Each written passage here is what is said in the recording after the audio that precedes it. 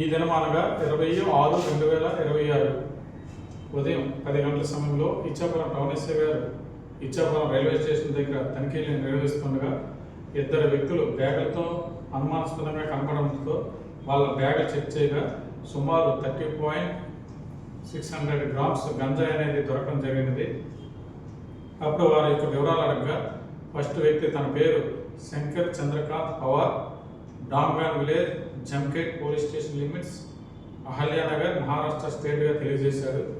రెండో లేడీ ఆవిడ పేరు సునీత విజయ్ కాలే, wife of Vijay Kale, 36 years, near MIDC, Navi Mumbai, Thane district, మహారాష్ట్రగా తెలియజేశారు. వీళ్ళిద్దరూ జమ్కేట్ టౌన్లో గల దీపక్ అశోక్ పవార్ డైరెక్షన్ ప్రకారము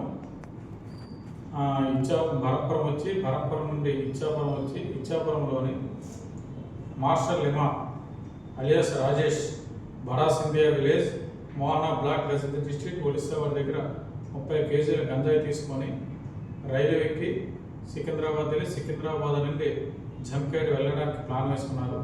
ఈ మార్గ మధ్యంలో మనకు ఇచ్చాపురంలో పట్టుబడ్డారు. ఈ ముద్దాయిని అరెస్ట్ చేసి సోంపేట మేజిస్ట్రేట్ గారి వద్ద రిలీజ్ చేయబడుతుంది. ఈ 30 కేజీల గంజాయితో పాటు 2 మొబైల్ ఫోన్లు కూడా సీజ్ చేయడం జరిగింది.